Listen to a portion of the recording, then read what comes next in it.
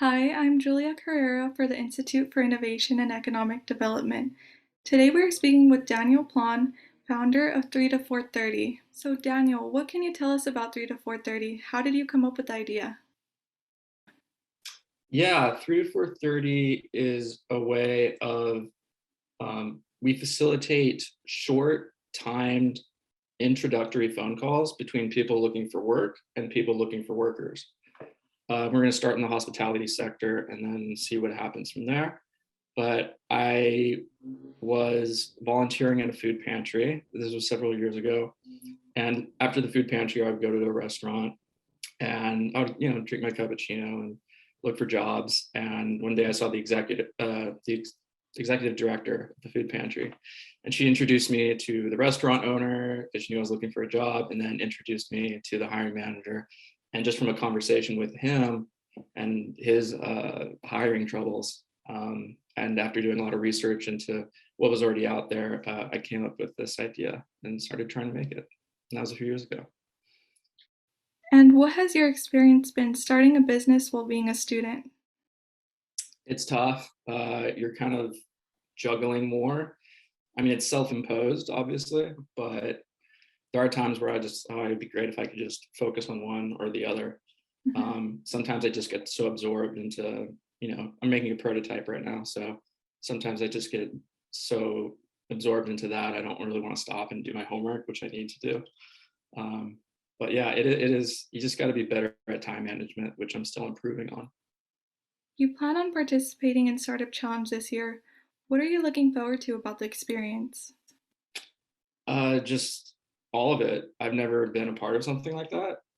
Um, so I think it's just a new environment. I'm going to meet a lot of different people. I'm probably going to learn a great deal, and I think a lot of things that seem foreign to me will become familiar by the end of it, and it'll make what I'm doing now or what I do in the future. I think it'll help uh, a lot down the road as well. And what are your hopes for 3 to 430 in the future? Yeah, that people find it as useful as I hope they will. It's got a very unique revenue model that nothing else that I've discovered and I've put a lot of effort into researching utilizes something like this.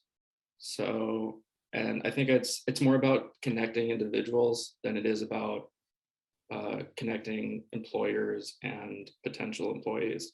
I'm really taking like an individualistic approach to this and try to find the sweet spot that can bring them two together in a fast, easy, and affordable way.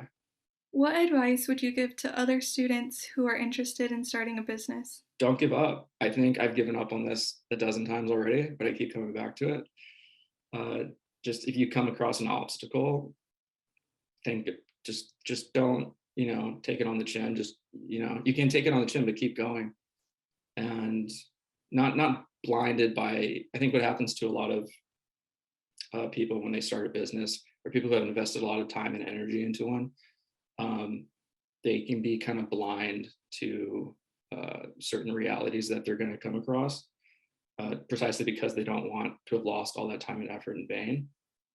But you don't have to. You can adjust, you can adapt, and it could what your idea could be something more than what you had originally envisioned. So yeah, be adaptable, be imaginative, and try to have fun with it. And is there anything else you'd like to share about your business? There's a lot I want to share about it, but I don't think I should, just because I don't want to let the cat out of the bag just yet. Um, but it is, again, it is a very unique kind of model uh, that is a fraction of the cost that you could ever hope to find anywhere else. And I think it works really well in any occupation that has really high turnover rates. I'm really taking a close look and listening to both workers and proprietors uh, at single unit establishments. I'm focusing that 70% of the market is really single unit mom and pop owned establishments, and the other 30% is like fast food chains. And I think you would sprinkle in some high class restaurants as well, or fine dining establishments too. And this is really for the 70% rather than the top 30%, because I feel like they get overlooked whenever like a new app comes out, whether it's on demand apps Um, I think for restaurants, their pain points are that existing job boards and on-demand apps are too expensive. Interview scheduling requires a lot of back and forth. Job supply is greater than demand right now, which is a problem in and of itself. They also suffer from absenteeism.